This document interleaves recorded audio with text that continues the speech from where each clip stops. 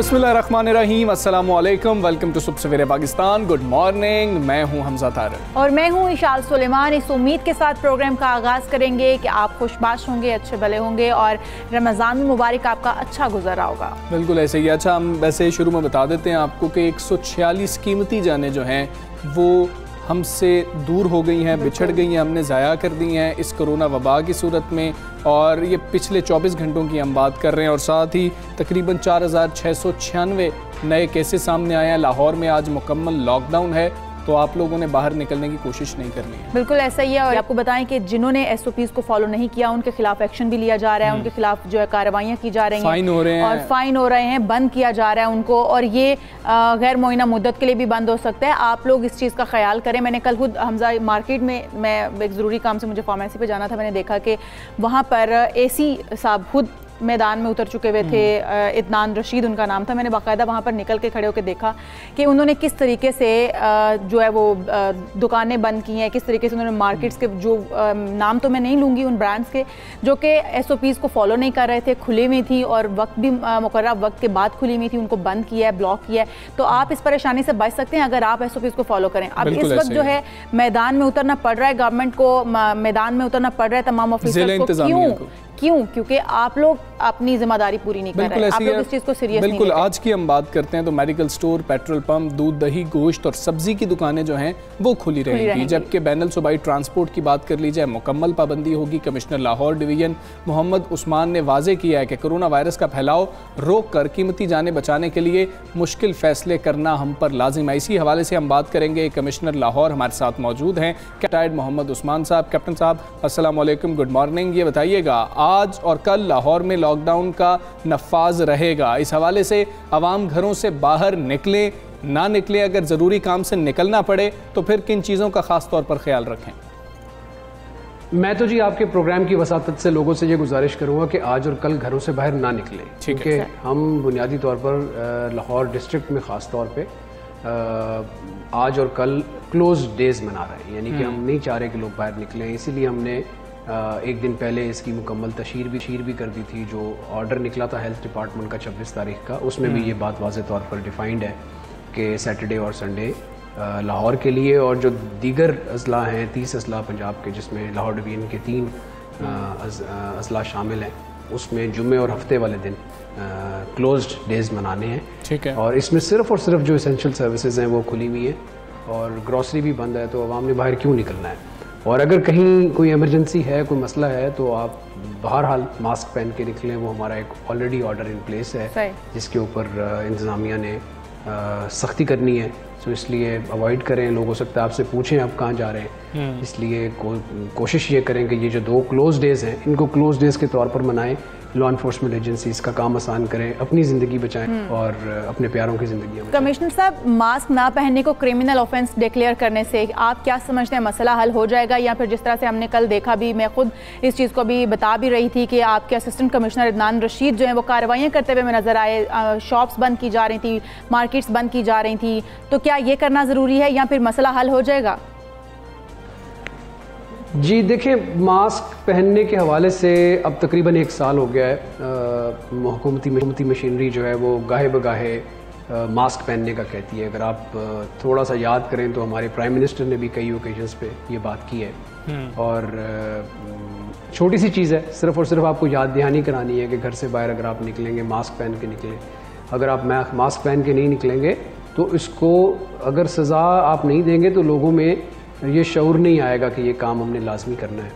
इसलिए ये सोचा समझा फैसला है लाहौर एडमिनिस्ट्रेशन का और इसका हमें फ़ायदा भी हुआ है। हमने हमारे पास इस बात की एविडेंस मौजूद है कि जब हमने सख्ती की तो ओवरऑल जो मास्क पहनने की कंप्लायंस है वो शहर में बेहतर हुई है। ठीक है। जहाँ जहाँ भी सख्ती की गई है वहाँ पर बहरहाल लोगों ने अब मास्क पहनना शुरू कर दिया है और यकीनन इसका फ़ायदा होगा। देखिए, मास्क पहनना एक पहली बात है। दूसरी बात यह है कि आपने कौन सा मास्क पहना हुआ है, कितनी देर के लिए पहना हुआ है, मास्क आप चेंज कर रहे हैं नहीं चेंज कर रहे हैं, वो मास्क पुराना तो नहीं हो गया, आपने कौन सी इन्वायरमेंट में कौन सी सेटिंग में कौन सा मास्क पहनना है, ये सेकंड स्टेज की चीज़ें हैं जो कि हर शख्स को पता होनी चाहिए। लेकिन पहली बात जो बेसिक बात सबको पता होनी चाहिए वो तो ये है कि बाहर वबा है और आपने अपने आप को कवर किए बगैर बाहर नहीं निकलना। अगर आप पहली स्टेज ही फॉलो नहीं करेंगे तो सेकंड स्टेज पे कैसे पहुंचेंगे? जब आप मास्क पहनेंगे ही नहीं तो आप किसी से कैसे पूछेंगे कि मैंने कौन सा मास्क पहनना है, मैं अगर बस में सवारी कर रहा हूं तो कौन सा मास्क पहनूं, अगर मैं अस्पताल जाऊं तो कौन सा मास्क पहनूं, या जो मैंने मास्क पहना हुआ है ये कितनी देर के लिए ठीक है या कितनी देर के लिए मुझे प्रोटेक्शन देगा, या ये सेफ भी है इस एनवायरनमेंट के अंदर इसको पहनना। तो ये तो नेक्स्ट स्टेज की बात है। पहली बात तो ये है कि हमें ये एहसास ही नहीं है कि हम बाहर निकल रहे हैं, बाहर एक वबा है और हमने मास्क ही नहीं पहना हुआ। तो ये जो इसको क्रिमिनल ऑफेंस डिक्लेयर करने के हवाले से बात की है वो सिर्फ और सिर्फ इसलिए की है जब लोग घरों से बाहर निकलें तो उनको इस बात का डर हो, इस बात का खौफ हो कि बाहर एक वबा है, जिस वबा के लिए हुकूमत ने ये मास्क पहनना लाजिम करार दिया है, और अगर हम ये मास्क नहीं पहनेंगे तो हुकूमती मशीनरी जो है वो हमें गिरफ्तार करेगी। छोटा सा मास्क 5-10 रुपए का, जिसकी खातिर अगर आप कमिश्नर साहब, मामला यह है कि इंतज़ामिया कोशिश बहुत ज़्यादा कर रही है कि किसी तरह से SOPs पर अमल दरामद करवाया जाए, लेकिन हम बात कर रहे हैं कि जो औकातकार तय कर दिए गए, अभी तो चलें 2 दिन लॉकडाउन रहेगा, लाहौर में अंदरूनी शहर और इचरा बाज़ार में रश की वजह से वीडियोज़ भी सोशल मीडिया पर गर्दिश कर रही हैं, आपने भी यकीनी तौर पर देखी होंगी, जिसके बाद इंतज़ामिया की कारकर्दगी पर सवालात उठ रहे हैं कि जो मुकर्ररा औकात हैं उनमें भी तो किसी तरह से इंश्योर किया जाए। ज़िला इंतज़ामिया इन चैलेंजेस से कैसे निमट रही है? जी बिल्कुल, सोशल मीडिया पे मुख्तलिफ वीडियोज़ मुख्तलिफ टाइम पे वायरल होती रहती हैं, कुछ पुरानी हैं, कुछ नई हैं, कुछ ताज़ी हैं, लेकिन साथ ही साथ आपने देखा होगा कि हुकूमती मशीनरी भी फौरी तौर पर हरकत में आती है। पिछले 2 रोज़ से CCPO लाहौर और मैं और इवन DC लाहौर, ये तमाम लोग जो हैं वो गाहे बगाहे इन बाज़ार्स की इंस्पेक्शन खुद पर्सनली करते हैं और हम ये इंश्योर कर रहे हैं कि यहाँ पर SOPs की कंप्लायंस हो। लेकिन एक बात आप भी जहन में रखिए कि ये SOP की कंप्लायंस करना तमाम लोगों की मुश्तरका जिम्मेदारी है। इंतज़ामिया हर वक्त हाथ में डंडा लेके लोगों को ये एजुकेशन नहीं दे सकती। हमारी ये एक कैपेसिटी है, उस कैपेसिटी के मुताबिक हम एक ख़ास तादाद में लोग किसी एक ख़ास जगह पे या कुछ जगहों पे जा सकते हैं। लोगों ने अगर ये ठान लिया कि ये इस वक्त एक मसला है जिसके लिए हमने हुकूमत के साथ ताउन करना है, तो यकीन जानिए हमें किसी लॉ इन्फोर्समेंट एजेंसी की ज़रूरत नहीं पड़ेगी। लोगों को रियलाइज़ करना चाहिए कि आज वो कठिन वक्त आ गया है जब हमें हुकूमत के साथ ताउन करना है। अगर लोग ताउन नहीं करेंगे तो जितनी मर्जी number of law enforcement agencies आप ले आएँ वो कम पड़ जाएंगी। हर शख्स को मास्क पहनाना है, हर शख्स के लिए एक पुलिस वाला तो नहीं खड़ा किया जा सकता। ठीक होगा। ये तो चंद लोग ऐसे होंगे सोसाइटी के अंदर जो कंप्लायंस नहीं करेंगे, जिनके लिए कि आप लॉ इन्फोर्समेंट एजेंसीज को कहेंगे कि मुतारिक हो जाए। ज़्यादातर हमें लोगों का ताउन दरकार है। ये एक ऐसा पेंडेमिक आया हुआ है जिसकी इंटरनेशनल मैग्नीट्यूड्स हैं, पूरी दुनिया में आपने देखा लोगों के बिहेवियर चेंज हुए हैं। कमिश्नर साहब पर थोड़ा सा हम बात कर लेते हैं वैक्सीनेशन की भी, क्योंकि हमें इससे बचना भी है, महफूज भी खुद को रखना है। अब जब 40 साल से ज़ायद लोगों की वैक्सीनेशन शुरू हो रही है, तो क्या लाहौर में मजीद वैक्सीनेशन सेंटर्स खोले जाने ज़ेर गौर हैं या नहीं कि मजीद इनकी इस्तेदाद कार बढ़ा दी जाए? देखिए जी, हमने बहुत ज़्यादा लोगों की वैक्सीनेशन करनी है। ये वैक्सीनेशन का अमल इस पूरा साल चलता रहेगा और आहिस्ता आहिस्ता नीचे वाले जो एज ग्रुप्स हैं उनकी वैक्सीनेशन होगी।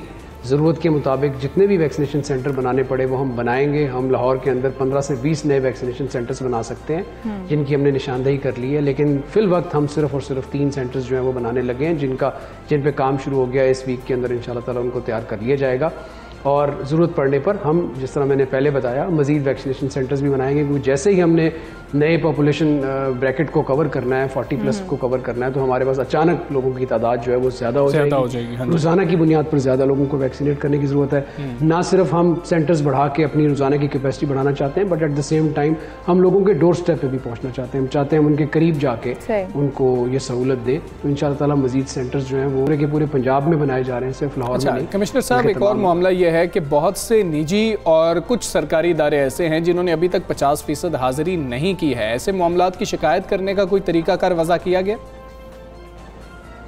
जी बिल्कुल, तमाम अजला के अंदर जो हेल्पलाइंस मौजूद हैं उनके अंदर न सिर्फ शिकायत की जा सकती है बल्कि इसके ऊपर हम सख्ती कर रहे हैं। इस वक्त जो हमारी पॉलिसी है उसके मुताबिक हम काफ़ी दफातर को न सिर्फ सील किया जा चुका है बल्कि पीनल एक्शन भी लिया गया है। और रोज़ाना की बुनियाद के ऊपर 12 इन्फोर्समेंट एक्शंस जो है वो किए जाते हैं।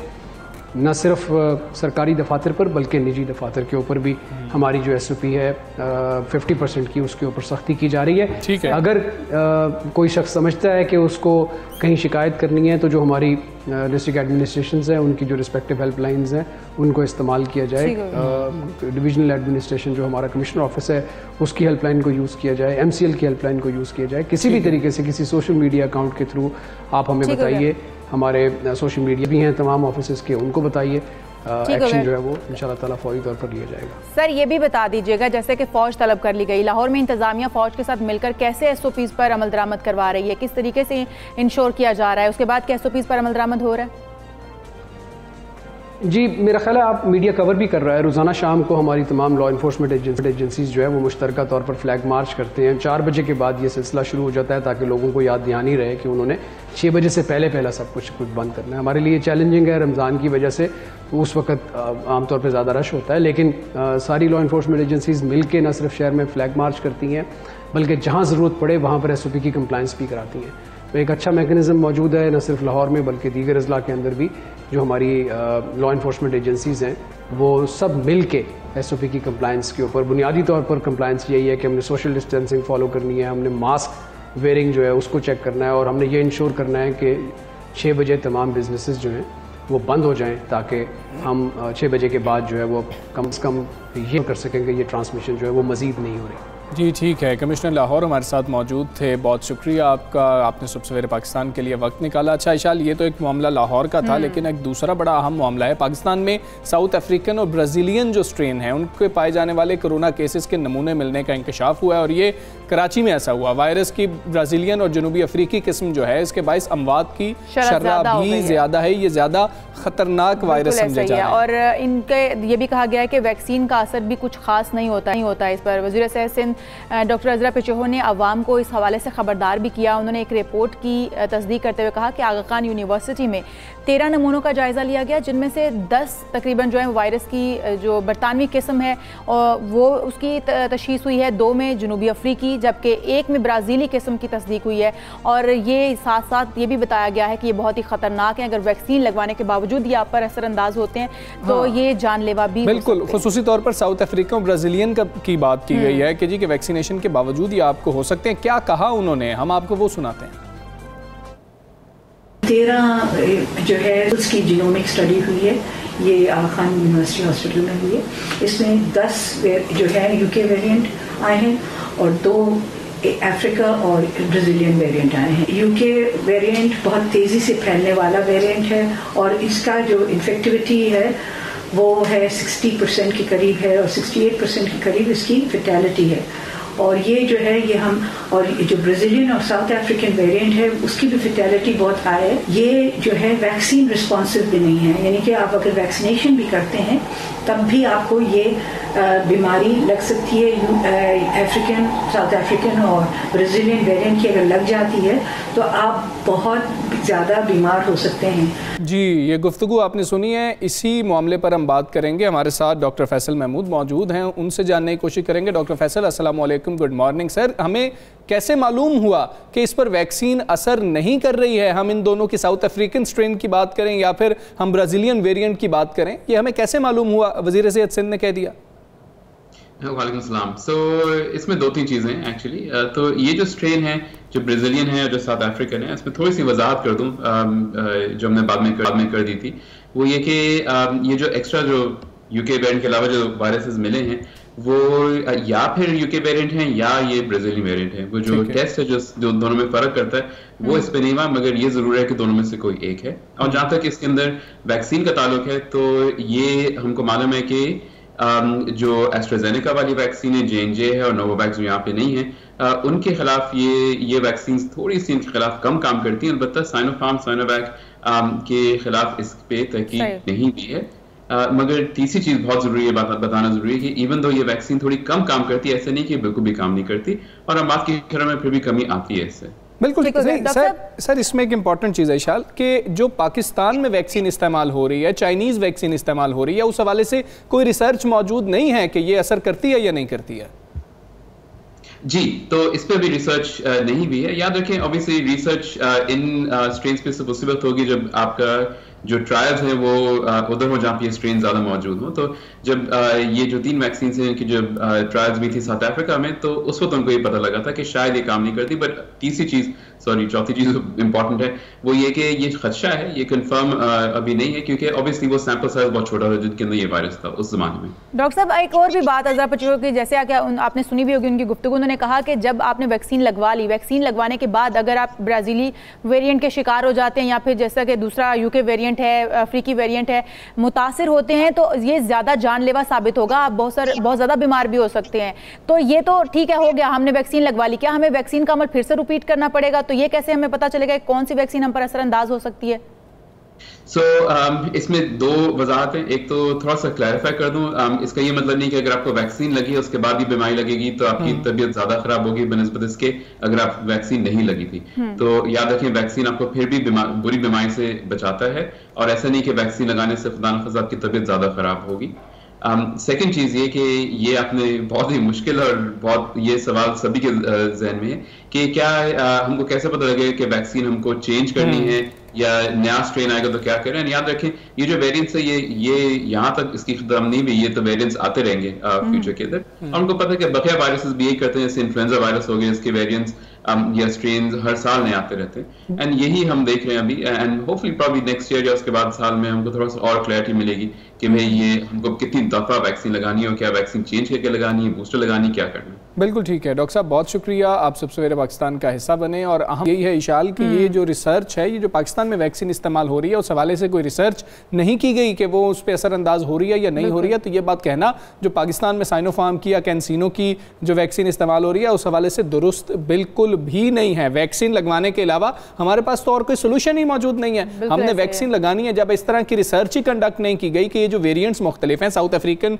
वेरिएंट हो, ब्राजीलियन वेरिएंट हो या कल को खुदा न खास्ता कोई और वेरिएंट सामने आता है, हमारे पास तो वैक्सीन के अलावा हल मौजूद ही नहीं है। तो बगैर रिसर्च के ये बात कर देना भी बिल्कुल दुरुस्त नहीं है, क्योंकि अगर एस्ट्राजेनेका की बात हुई है या J&J की बात हुई है, जॉनसन एंड जॉनसन की, तो पाकिस्तान में तो वो इस्तेमाल ही नहीं हो रही है। बिल्कुल ऐसे ही है। और पाकिस्तान में जो वैक्सीन अभी तक इस्तेमाल हो रही हैं वो यही बताया जा रहा है डॉक्टर्स की जानिब से, माहिरीन की जानिब से, कि वो लगानी बहुत ज़रूरी है। और वो जो इस वक्त का हमारा मौजूदा वेरिएंट है उसको बहुत हद तक, बहुत ही ज़्यादा बल्कि वो उसको कवर कर रही हैं, उससे आपको महफूज रख रही हैं।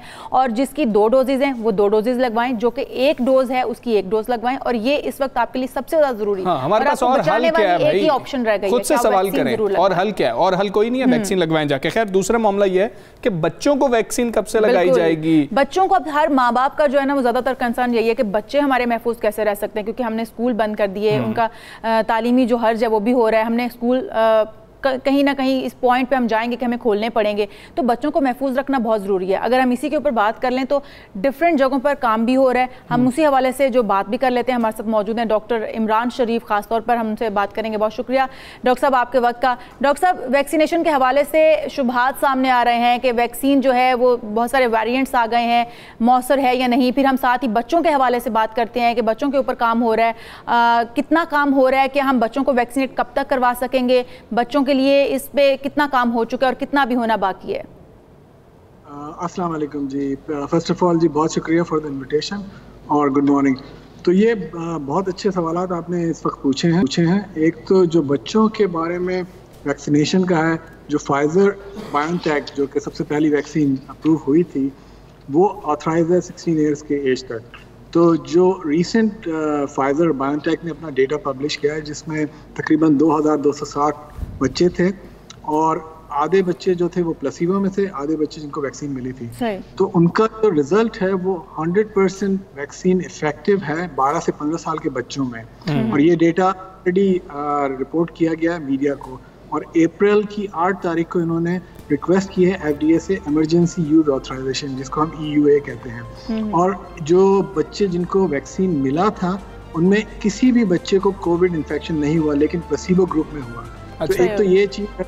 उसके अलावा 3 जो ट्रायल इस वक्त चल रहे हैं, एक तो फाइजर बायोटेक का है 11 साल से कम उम्र के बच्चों का, मॉडर्ना का ट्रायल है 6 महीने से 11 साल के बच्चों का, J&J का ट्रायल है। तो ये सारे ट्रायल प्रोसेस में हैं और उनका रिजल्ट जो है एक्सपेक्टेड है कि 2022 तक आ जाएगा। जहाँ तक जिस पहली स्टडी का मैंने बात किया वो उसकी अप्रूवल प्रॉबली अगले कुछ महीनों में हमें मिल जाएगी और ये एक्सपेक्टेड है कि अराउंड अगस्त सितंबर में बच्चों को एज 12 to 15 ये वैक्सीन मिलनी शुरू हो जाएगी। एंड वी आर होपिंग कि स्कूल जब खुलने वाले होंगे समर वेकेशन के बाद बच्चों को वैक्सीनेशन हो जाएगी और then they can go with safety and ठीक है। डॉक्टर साहब, आप 2022 की बात कर रहे हैं अभी, यानी बच्चों के लिए हमें मजीद इंतज़ार करना पड़ेगा और अभी दीगर जो वैक्सीन्स हैं, कंपनीज हैं, वो भी इसके ऊपर काम कर रही हैं। मतलब 2022 तक हमारे पास इसके अलावा कोई हल नहीं है कि हम बड़ों को वैक्सीनेट करवाते जाएं ताकि हर्ड इम्यूनिटी की जानिब हम बढ़ रहे हों और बच्चों को ये कहें कि आप बहुत ज़्यादा एहतियात करते रहें। जी हाँ, 12 साल से कम उम्र के बच्चों के लिए हमें जब तक वैक्सीन नहीं मिलती हमें एहतियात करनी पड़ेगी। हमारे पास और कोई तरीका है नहीं इसका। एक चीज़ ये अच्छी होती है बच्चों में कि अगर आप उनको कोई चीज़ सिखाएं तो वो आसानी से सीख जाते हैं। जैसे बच्चों को मास्क पहनना, हैंड सैनिटाइजर, क्लीनलीनेस, तो बच्चे आजकल उन चीज़ों पे काफ़ी काम कर रहे हैं। यानी जब वो स्कूल जाते हैं तो इन सारी चीज़ों पर वो काफ़ी बच्चों को मोल्ड करना ज़्यादा आसान है। बिल्कुल ठीक है। डॉक्टर साहब, बहुत शुक्रिया आपका। आप अमेरिका से हमारे साथ मौजूद थे और हमें बताया वहाँ पर क्या सूरत हाल है और किस तरीके से बच्चों के लिए वैक्सीन पर काम हो रहा है। अच्छा, बात इशाल सबसे ज़्यादा ये है कि हमें लोगों के दिमाग में कन्फ्यूजन क्रिएट नहीं करनी है। बहुत सीधी सी बात है। आपके पास हल है कोई? अगर कोई आपके पास ऑल्टरनेट है, आप लोगों से पूछें जो कह रहे हैं वैक्सीन नहीं लगवानी चाहिए, वो आपको जवाब देंगे नहीं। तो एक ही हल है हमारे पास कि अगर साइंटिस्ट ये बात कर रहे हैं, डॉक्टर्स ये बात कर रहे हैं, हुकूमतें ये बात कर रही हैं कि आपको वैक्सीन लगानी है तो वैक्सीन लगाइए। और जो पाकिस्तान में खुसूसी तौर पर वैक्सीन लगाई जा रही हैं उस हवाले से हम आपको क्लियर कर देते हैं कि उनके ऊपर पहले ट्रायल्स किए गए थे, ट्रायल्स के बाद वो आप लोगों को लगाई जा रही हैं। पाकिस्तान के अंदर भी ट्रायल्स कंडक्ट किए गए थे, लोगों ने वॉलंटियर किया था। बहुत सारे जानने वाले इस ट्रायल का हिस्सा रहे हैं और उसके बाद ये वैक्सीन जो है वो अवाम के लिए ओपन की गई है, अवाम को लगवानी शुरू की गई है। तो इसलिए आप बहुत ज़रूरी है कि आप वैक्सीनेट हो जाएं ताकि आप पहले खुद को महफूज कर लें, उसके बाद आप अपने बच्चों का अच्छे से ख्याल रख सकेंगे बच्चों की, क्योंकि अभी तक जो माहिरीन है वो यही बता रहे हैं कि बच्चों का जो वैक्सीन है उसे आने में थोड़ा सा वक्त लगेगा। बिल्कुल ऐसे ही है। तो आप वैक्सीन लगवाइए। 40 साल से ज़ायद उम्र के जो अफराद हैं अब वो वैक्सीन लगवा सकते हैं पाकिस्तान में, तो लाजमी तौर पर वैक्सीन लगवाइए। हम एक ब्रेक लेंगे, ब्रेक के बाद फिर हाजिर होंगे। Stay with us.